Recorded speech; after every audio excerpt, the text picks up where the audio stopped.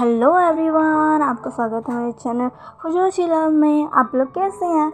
I hope कि आप लोग ठीक होंगे। तो चलिए हम अपनी स्टोरी की स्टार्टिंग करते हैं। यहाँ हमें ईवो और जान को दिखाया जाता है जो कि बहुत ही ज़्यादा मज़े के साथ एक दूसरे के साथ अपना हनीमून एंजॉय कर रहे थे। वो दोनों इधर उधर काफ़ी जगह घूम रहे थे। ईवो काफ़ी जगहों को देखकर बहुत ही ज़्यादा खुश था। उसे स्विट्ज़रलैंड में बहुत मज़ा आ रहा था। स्विट्ज़रलैंड की वो वादियाँ, हर चीज़ उसे बहुत अच्छी लग रही थी। यहाँ तक कि जान ने जो उसके लिए अपार्टमेंट लिया था, उसके बैक साइड में जो सब बहुत ही बड़ा गार्डन था, वहाँ पर उसने काफ़ी सारे खरगोश भी रखे हुए थे, जिसे देखकर ईवो को सच में बहुत अच्छा लगता है। वो उन खरगोशों के साथ भी काफ़ी ज़्यादा वक्त बिताता है। उसे खरगोश बहुत पसंद है। ईवो जान से कहता है, जान तुमने यहाँ खरगोश भी रखे हैं? जान कहता है, हाँ सिर्फ तुम्हारे लिए, तुम्हें पसंद है ना? ईवो कहता है, ये भी तुम्हें मेरी डायरी से पता चला ना? जान कहता है, हाँ मुझे वहीं से पता चला। तभी ईवो हंसने लगता है, कहता है, तुम्हारा बहुत बहुत शुक्रिया। ऐसे कहकर ईवो जान के पास जाता है, उसके गले लगता है और फिर उससे दूर होकर सीधा उसे लिप्स पर एक छोटा सा पाउट कर उसे एक छोटा सा किस कर वहाँ से चला जाता है अपने खरगोशे के पास और उनके साथ खेलने लगता है। पर जान उसको बिल्कुल अच्छा नहीं लगा। ईवो ने उसे तो छोटा किस करके गया, उसे तो लंबा किस चाहिए था। जान अब ईवो के पास आता है, वो ईवो के पीछे ही बैठ जाता है। ईवो बैठकर आराम से बनीज के साथ खेल रहा था। जान ईवो के पीछे आकर बैठ जाता है और ईवो को हक कर लेता है। ईवो कहता है, क्या कर रहे हो? जान कहता है, मुझे और चाहिए। ईवो कहता है, क्या क्या चाहिए तुम्हें? जान कहता है, किस। वो बहुत छोटा था, मुझे उससे खुशी नहीं हुई, मुझे बड़ा चाहिए, मुझे बड़ा दो। वो कहता है, क्या? छोड़ो मुझे, छोड़ो। जान कहता है, नहीं बिल्कुल भी नहीं, मुझे अपना किस चाहिए। ईवो कहता है, जान तुम क्या कर रहे हो? छोड़ो मुझे। पर जान ईवो के बिल्कुल भी नहीं सुनता है। वो उसे वहीं घास पर लेटा देता है और उसे किस करने लग जाता है। ईवो भी जान के किस को रिफ्यूज़ नहीं करता है और वहीं पर वो दोनों किस करने लग जाते हैं। पर थोड़ी देर बाद ही ईवो जान को खुद से अलग करता और कहता है, अब छोड़ो, समझे, मुझे अपने बनीज के साथ खेलना है। ऐसे कहकर ईवो जल्दी से वहाँ से भाग जाता है। जान जो कि पॉट बनाकर वहीं बैठ जाता है। उसके आसपास काफ़ी सारे बनीज थे। ईवो जब पीछे मुड़कर देखता है तो जान पॉट बनाकर बैठा हुआ था। पर उस समय ईवो को जान बहुत ही क्यूट लग रहा था। ईवो अब जान के पास आता कहता है, तुम तो सच में एक बड़े बनी हो। जान कहता है, क्या? ईवो कहता है, हाँ, इन बनी के बीच बैठकर तुम सच में इनके डैड लग रहे हो। ऐसा लग रहा है तुम इनके डैड हो और ये सारे तुम्हारे बच्चे हैं। जान कहता है, क्या? ईवो तुम क्या कर रहे हो? क्या कह रहे हो? मेरा बेबी तुम्हारे अंदर है। ईवो कहता है, हाँ, पर तुम इस बात को झुटला नहीं सकते कि तुम एक बनी की तरह दिखते हो और इन बनी के बीच एक बड़े बनी लग रहे हो, ये पापा बनी लग रहे हो। जान कहता है, ईवो कहता है, मैं तो बिल्कुल सच कह रहा हूँ। जान कहता है, अच्छा रुको, मैं तुम्हें छोड़ूंगा नहीं। ऐसे कहकर जान ईवो के पीछे भागने लगता है, पर ईवो से बचकर भागने लगता है। पर तुरंत ही जान रुक जाता है। जान को रुक तो देख ईवो कहता है, क्या हुआ? जान कहता है, ईवो तुम्हें भागना नहीं चाहिए। ईवो कहता है, सॉरी जान, मैं भूल गया था। जान कहता है, मैं केयरलेस था, मुझे माफ़ कर दो। ईवो कहता है, नहीं जान, तुम खुद को ब्लेम मत करो। जान अब ईवो के पास आता है और उसे हक करता है और कहता है, मैं अपने बेबी और उसकी मम्मा दोनों को कुछ नहीं होने दूंगा, उनका अच्छे से ख्याल रखूँगा। ईवो ये बात सुनकर बहुत खुश होता है। फिर दूसरी तरफ चैंग का दिमाग सच में बहुत ही ज़्यादा ख़राब हो गया था, क्योंकि जान तो चला गया था अपनी हनीमून पर उसको कंपनी की सारी जिम्मेदारी दे गया था, जिस पर सारा बर्डन चैंग पर ही आ गया था। चैंग अब गुस्सा करते हुए कहता है, जान तुम वापस आओ, मैं तुम्हें छोड़ूंगा नहीं। ये सारा बोझ मुझ पर डाल कर क्यों चला गया? तभी वहाँ पर ली आती है और कहती है, आप अकेले नहीं हो जो ये सब कर रहे हो, मैं भी तो हूँ। ऐसे कहकर ली वहाँ पर चली आती है। ली कहता है, चैंग कहता है, ली तुम भी आ गई? ली कहती है, हाँ, ये लीजिए फाइल, मैंने इसे चेक किया, लेकिन मैं चाहती हूँ आप भी इसे अच्छे से चेक कर ले। चैंग एक गहरी सांस लेता है और कहता है, हाँ दो सब मुझे ही तो करना है। ले कहती है मैं आपकी मदद कर तो रही हूँ। चैंग कहता है हाँ मुझे पता है, पर तुम देखना जैसे ही जान आएगा ना मैं उसे छोड़ूंगा नहीं। वो इतना सारा बर्डन मुझे दे के चला गया। ली कहती है कोई बात नहीं, जब आपकी शादी होगी तो आप भी 1 महीने के लिए हनीमून पर चले जाना, जिसके कारण उन्हें भी सारा काम करना होगा। चैंग ली की ये बातें सुनता है और उसके चेहरे पर स्माइल आ जाती है। चैंग कहता है वाओ ली, तुम तो सच में बहुत अच्छा आइडिया देती हो। ली कहती है वो तो है। ऐसे कहकर दोनों हंसने लग जाते हैं और ये महीना बहुत ही ज़्यादा अच्छे से बीत जाता है। इन 1 महीनों में सब कुछ बहुत ही अच्छा था। जान और ईबो ने अपने हनीमून पीरियड को काफ़ी ज़्यादा अच्छे से एंजॉय किया था और वो वापस भी आ गए थे। जान के प्राइवेट जेट से वो ईबो को कोई भी परेशानी नहीं देना चाहता था, इसलिए उसने अपना प्राइवेट जेट बुक किया, जिसमें उसने ईबो के लिए एक स्पेशल रूम रखा था जिसमें ईबो आराम से रह सके।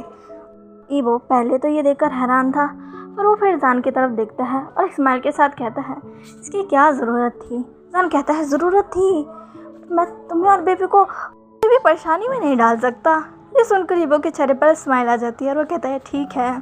जान और ईबो फाइनली अब अपने हनीमून से वापस आ चुके थे। जान ईबो को अब घर लेकर आ जाता है, जहाँ पर ईबो के ग्रैंडपा, ग्रैंडमा और ली कब से ईबो का वेट कर रहे थे। अपने ग्रैंडपा को देखकर ईबो बहुत ही ज़्यादा एक्साइटेड हो जाता है और तुरंत ही उनके गले जाकर लग जाता है। ईबो कहता है ग्रैंडपा। ईबो की ग्रैंडपा कहते हैं ईबो आखिरकार तुम आ ही गए, बताओ क्या चला तुम्हारा हनीमून। ईबो कहता है बहुत अच्छा बहुत अच्छा। आपको पता है वहाँ का नज़ारा सच में बहुत खूबसूरत था, और आपको पता है जहाँ हम थे ना वहाँ पर बहुत बड़ा गार्डन था जिसमें कई सारे फूल थे, वहाँ पर खरगोश भी थे, मुझे बहुत अच्छा लगा बहुत। मैं तो वहाँ पर सच में उन खरगोशों को देखकर बहुत ही ज़्यादा खुश था। और आपको पता है मैं वहाँ से आपके लिए बहुत चीज़ें लेकर आया हूँ, मैंने आपके लिए वहाँ से बहुत कुछ खरीदा है, मैं आपको दिखाता हूँ। ऐसा कहकर ईबो अब अपने बैग को खोलने जाने लगता है, जो कि सर्वेंट आकर ले आया था। पर ईबो के ग्रैंडमा तुरंत ही ईबो का हाथ पकड़ते और कहते हैं ईबो तुम अभी आए हो ना, तुम बहुत थक गए होगे, बैठो आराम करो फ्रेश हो जाओ, हमें वो गिफ्ट बाद में दे देना ईबो, अभी तुम आराम करो। ईबो कहता है हाँ ठीक है, पर तभी पीछे से जान आकर कहता है ग्रैंडमा सही कह रही है ईबो, तुम भी ना, चलो अब आराम करो, तुम्हें डॉक्टर ने आराम करने को कहा है। ईबो कहता है हाँ ठीक है, आप दोनों मुझे ऐसे बोलना बंद करो, कोई बेबी नहीं हूँ। तभी ईबो की ग्रैंडमा ईबो के सर पर हाथ फिराते हुए कहती है अभी तुम एक बेबी ही हो, इनफैक्ट मेरे लिए तो तुम एक बेबी ही हो। ईबो अपनी ग्रैंडमा की तरफ देखने लगता है, उसके फेस पर एक छोटा सा पार्ट था जिसे देखकर सबके चेहरे पर स्माइल आ जाती है। ऐसे ही हंसते खेलते समय गुजरने लगता है। अब ईबो को प्रेग्नेंट हुए तीसरा महीना चल रहा था, पर इस तीसरे महीने में ईबो के लिए बहुत मुश्किल हो गई थी, क्योंकि उसे बार बार उल्टियाँ हो रही थी। वो कुछ भी खाता तो उसे तुरंत ही वो निकाल देता, वो कुछ भी खा पी नहीं पा रहा था, उसे बार बार खाना खाते ही उल्टी आ जा रही थी, जिसकी वजह से ईबो बहुत परेशान भी हो गया था और कुछ खा भी नहीं पा रहा था। जान को ईबो की हालत बिल्कुल भी अच्छी नहीं लग रही थी, पर डॉक्टर ईबो को चेक करते हैं और कहते हैं ये सब होता है, आप फिक्र मत करिए, मैंने कुछ मेडिसिन दिए हैं, आप इन्हें टाइम टू टाइम दे देना, ये उनके लिए ठीक रहेगा, और आप फिक्र मत करिए, कुछ महीनों बाद ही ये बंद हो जाएंगे, पर अभी इनको ये होगा क्योंकि ये इनका तीसरा मंथ चल रहा है और तीसरे मंथ में उल्टी आना, खाने ना खा पाना, खाने की स्मेल से उल्टी आना, ये सब नॉर्मल है। जान जो कि ये सुनता और कहता है क्या सच में ऐसा ही रहेगा तो मेरा बेबी खाना कैसे खाएगा, ऐसे तो उसकी हालत ख़राब हो जाएगी अगर वो कुछ खा ही नहीं पाएगा तो। जान बहुत ही ज़्यादा टेंशन में था। तभी ग्रैंडमा कहती है चिंता मत करो जान, ना हो ना मैं ईबो को संभाल लूँगी, तुम चिंता मत करो। पर जान को ईबो की बहुत ही ज़्यादा चिंता हो रही थी। ईबो के तीसरे मंथ में जान ईबो का बहुत ही ज़्यादा ख्याल रखने लग जाता है। वो ईबो की ऐसी हालत देखकर बिल्कुल खुश नहीं था। उसने अब इंटरनेट पर प्रेगनेंसी के बारे में काफ़ी कुछ जाना काफ़ी ज़्यादा रिसर्च की, जिसके कारण अब जान को काफ़ी सारी चीज़ें समझ आ गई थी और वो ईवो की काफ़ी ज़्यादा मदद भी करने लग गया था, उसकी केयर करने लग गया था, काफ़ी सारी चीज़ें करने लग गया। देखकर ईवो बहुत ही ज़्यादा खुश था। और जान को ऐसा देखकर चैंग और आंट यू सबसे ज़्यादा खुश थे, क्योंकि जो बच्चा सबसे दूर रहता था, किसी के पास नहीं आता था, वो जो मॉन्स्टर की तरह बन गया था, सबकी जान लेता था, अपने माँ बाप के कातिल को ख़त्म करने के जुनून में अंधा हो गया था, खुद को भूल सा गया था, उसे बस बदला चाहिए था। उसे ईवो ने कितना बदल दिया है, वो ईवो की केयर करता है। आज का जान और पहले का जान में ज़मीन आसमान का फ़र्क हो गया है। अगर कोई जान को ऐसे देखेगा तो वो पहचान ही नहीं पाएगा कि ये जान पहले कितना क्रूर था। पर इसे आंट यू और चैंग बहुत ही ज़्यादा खुश थे। ऐसे ही ईवो के दिन कट रहे थे। जान की एम्प्रेंस में वो सोता था। जान के बिना उसे नींद ही नहीं आती थी। जान को भी इस बात की खबर लग चुकी थी, इसीलिए वो जैसे तैसे अपना काम जल्दी से निपटा कर घर आता था, क्योंकि उसे पता था कि वो उसके बिना सो नहीं पाएगा। उसे जान की ज़रूरत थी। जान जल्दी अपने घर आता, ईवो की केयर करता, उसे बेड पर लेटाता, उसे हक कर कर कडल कर कर उसके बालों को सहलाता, पीठ को सहलाता और उसके साथ ही सो जाता। जब तक ईवो काम डाउन नहीं हो जाता तब तक जान सोता नहीं था। और जैसे ही जान देखता था कि ईवो फाइनली सो चुका है, वो भी ईवो को कडल कर कर सो जाया करता था। ऐसे ही दिन बीत रहे थे। ली और जीली भी इन दिनों काफ़ी करीब आ रहे थे। वो दोनों अब काफ़ी ज़्यादा मिलने लग गए थे। काफ़ी सारी चीज़ें जो वो लोग साथ में कर रहे थे, जैसे कि डोनेशन देना, वो बच्चे जो शारीरिक रूप से स्टेबल नहीं हैं उनकी मदद करना, हर चीज़ करना जो कि वो लोग कर सकते थे। पहले ये चीज़ जीली और ईवो किया करते थे, पर अभी ईवो की हालत वैसी नहीं है, इसलिए उसकी जगह ली सारा काम करती है। और इसी बीच ली और जीली बहुत ही ज़्यादा करीब आ गए थे। वो बहुत ही अच्छे दोस्त बन गए थे। वो लोग काफ़ी जगह मिलने भी लग गए थे, साथ में कैफ़े जाने लग गए थे, जिसकी वजह से ली के दिल में अब जीली के लिए एक अलग ही कॉर्नर बन चुका था। वो जीली को पसंद करने लग गई थी, पर वो नहीं जानती थी कि जीली उसे पसंद करता है कि नहीं, कि क्या उसके दिल में अभी भी उसके गगा है कि नहीं। इसलिए ली जीली को कभी अपना लव कन्फेस ही नहीं कर पाई। ऐसे ही अब समय बीत जाता है और ईवो का 9 मंथ चल रहा था। ईवो की बेली बहुत ही ज़्यादा शो होने लग गई थी। ईवो अपनी बेली को मिरर में देखता है और कहता है, ग्रैंडमा ये कितना ज़्यादा बड़ा है। ग्रैंडमा ईवो को देखती है और कहती है, ये ऐसे ही होता है ईवो। ईवो कहता है, नहीं मैंने देखा था, इतना बड़ा नहीं होता, मेरी बेली कुछ ज़्यादा ही बड़ी है। ग्रैंडमा कहती है, हाँ ये तो तुमने सही कहा, तुम्हारी बेली बहुत बड़ी है और तुम भी बहुत मोटे हो चुके हो। ऐसा कहकर ग्रैंडमा हंसने लग जाती है। ईवो एक पाउट के साथ अपनी ग्रैंडमा की तरफ देखकर कहता है, ग्रैंडमा आप मेरा मजाक कैसे उड़ा सकती है। तभी ईवो के ग्रैंडपा आके बोलते हैं, तुम फिर से ईवो का मजाक उड़ाने लग गई, अब छोड़ भी दो उसे। ग्रैंडमा जो कि अब हंसते हुए उठती है और कहती है, हाँ ठीक है माफ़ कर दो ईवो। ईवो जो कि पॉट बना रहा था और कह रहा था, ग्रैंडमा मैं कहती है मुझे माफ़ कर दे ईवो, और मैंने जो बोला, पर तुम परेशान मत हो, तुम्हारा बेली एकदम नॉर्मल है, प्रेग्नेंट ओमेगा की बेली ऐसी ही रहती है ईवो, तुम चिंता मत करो, और तुम्हारा शरीर भी बेबी के जन्म के बाद ठीक हो जाएगा, तुम चिंता मत करो। वो कहता है, ईवो के फेस पर पाउट था और ग्रैंडमा और ग्रैंडपा उसे देखकर हंस रहे थे। तभी ईवो को अचानक से अपनी बेली में दर्द सा फील होता है। वो एक कराहने की आवाज़ निकालता है, जिसे सुनकर ग्रैंडमा कहती है, क्या हुआ ईवो। ईवो कहता है, नहीं कुछ नहीं, पर फिर से ईवो को वो चीज़ फील होती है। वो कहता है, आ। तभी ग्रैंडमा कहती है, ईवो। वो दोनों जल्दी से ईवो के पास आते हैं। अब ईवो जब फर्श पर बैठ जाता है और चिल्लाना स्टार्ट कर देता है। वो कहता है, ग्रैंडमा बहुत दर्द हो रहा है, बहुत दर्द हो रहा है। ग्रैंडमा ईवो के पास आती है, कहती है, ईवो अपने बेली को पकड़ कर करहा रहा था।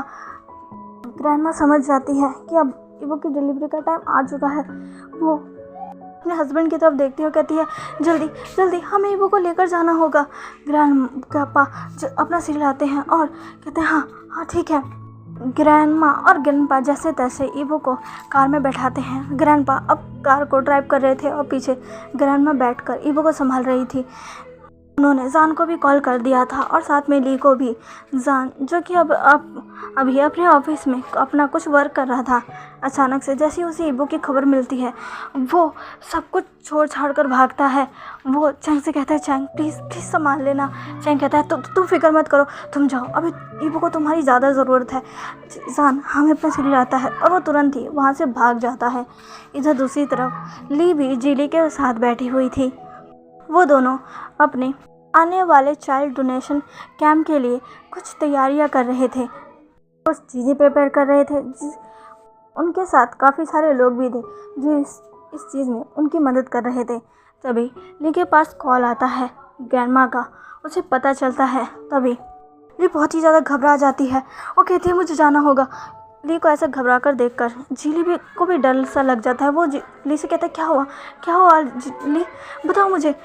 ली जिली को सब बता देती है, जिससे जिली भी कहता है मैं भी चलूँगा। वो लोग अपनी टीम से कहते हैं तो तुम लोग आगे का काम कर लेना, हमें अभी जाना होगा। उनकी टीम कहती है ठीक है। वो दोनों वहाँ से चले जाते हैं। ईवो को अभी इमरजेंसी वार्ड में शिफ्ट कर ले जाया गया था। ईवो के चिल्लाने की आवाज़ बाहर तक आ रही थी। ग्रैंडमा और ग्रैंडपा बाहर ही थे। तभी वहाँ पर भागते हुए जान आता है। जान कहता है कि कहाँ है वो, कहाँ है। तभी उस ईवो की चिल्लाने की आवाज़ आती है। ईवो कहता है, जान कहता है ईवो। तभी ग्रैंडमा कहती है चिंता मत करो, वो ठीक हो जाएगा, वो चिंता मत करो। पर ईवो की ऐसी चिल्लाती हुई आवाज़ जान को बिल्कुल अच्छी नहीं लग रही थी। उसे बहुत ज़्यादा घबराहट हो रही थी।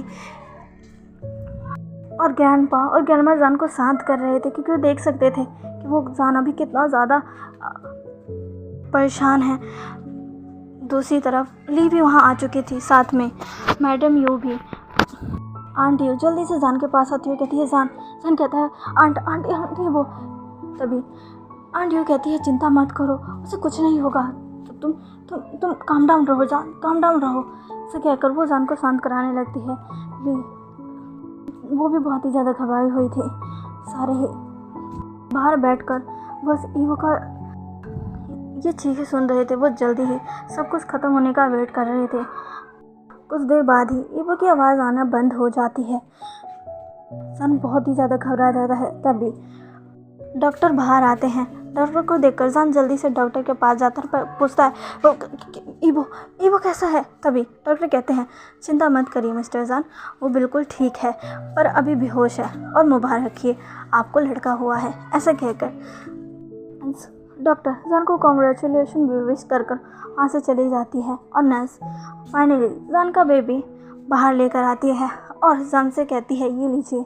जान जो कि अपने बेबी को देखता है, वो उसके हाथ कांपने लगे थे अपने बेबी को लेने के लिए। और मैडम यू उसके कंधे पर हाथ रखते हुए कहती है क्या कर रहे हो, जल्दी लो, वो तुम्हारा बेबी है, वरना मैं ले लूँगी।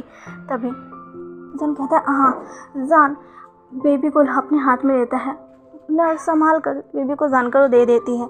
जान अपने बेबी का चेहरा देखता है, जिसे देखकर जान के चेहरे पर स्माइल आ जाती है और आंखों में आंसू। वो कहता है मेरा बेबी आंट देखिए। तभी आंट यू कहती है हाँ मैं बहुत खुश हूँ जान, मैं बहुत खुश हूँ तुम्हारे लिए। ऐसे कहकर वो जान के चेहरे को सहलाती है और उसके फोरहेड पर किस करती है। तभी ग्रैंडपा भी कहते हैं सच में आज हम बहुत खुश हैं। अब हमें कुछ समय बाद का सीन दिखाया जाता है, जहाँ पर अब ईवो को होश आता है। ईवो को जैसे होश आता है, उसके सामने जान बैठा था। जान कहता है ईवो तुम ठीक हो। ईवो अपनी आंखों को खोलकर जान को देखता और कहता है जान कहता है बहुत अच्छा है कि अब तुम ठीक हो। तभी ईवो कहता है हमारा बेबी। तभी जान कहता है हाँ वो भी अभी आंट के पास है, वो भी उसे लेकर आती होगी। तुम्हारा शुक्रिया ईवो, तुम्हारा शुक्रिया। हमारा बेबी सच में बहुत खूबसूरत है, तुम्हें पता है वो बिल्कुल तुम्हारी तरह दिखता है। जान को बेबी के बारे में बोलता देखकर ईवो के चेहरे पर स्माइल आ जाती है। तभी वहाँ पर सब आ जाते हैं। आंट यू के गोद में बेबी था। आंट यू कहती है ईवो तुम्हें होश आ गया। ऐसा कहकर वो ईवो के पास आने लगती है। ईवो जो कि बेड से उठने लगता है, जान उसको हेल्प करता है, वो बेड पर बैठता है। आंट यू ईवो को बेबी देती है और कहती है ये लो तुम्हारा बेबी। ईबो जैसे ही बेबी को देखता है वो कहता है जान। जान कहता है क्या हुआ ईबो? वो कहता है तुम तो कह रहे थे बेबी मेरी तरह है, पर ये तो तुम्हारी तरह है। जान कहता है नहीं देखो वो तुम्हारी तरह है। तभी ईबो कहता है नहीं देखो इसकी आंखें बिल्कुल तुम्हारी तरह है और इसके इसके लिप्स के नीचे भी तिल है, बिल्कुल तुम्हारी तरह। ये तो तुम्हारी तरह है, मेरी तरह नहीं। जान कहता है नहीं ये तुम्हारी तरह है, देखो इसकी नाक बिल्कुल तुम्हारी तरह है, इसका फेस भी तुम्हारी तरह है। ईबो कहता है नहीं ये तुम्हारी तरह है। जान कहता है नहीं ये तुम्हारी तरह है। ये बस ऐसे ही अब लड़ने लगे थे। तभी आंटी कहती है ये तो तुम क्या कर रहे हो, ये तुम्हारा बेबी है, ये तुम दोनों की तरह दिखता है, झगड़ना बंद करो। आंटियों की बात सुनकर दोनों चुप हो जाते हैं और वहाँ पर खड़े सारे ही हंसने लग जाते हैं। यहाँ से अब टाइम स्किप होता है और 1 साल बाद का सीन दिखाया जाता है जहाँ पर ईबो कहता है जान तुम तैयार हो गए, हमें जल्दी चलना है, चलो।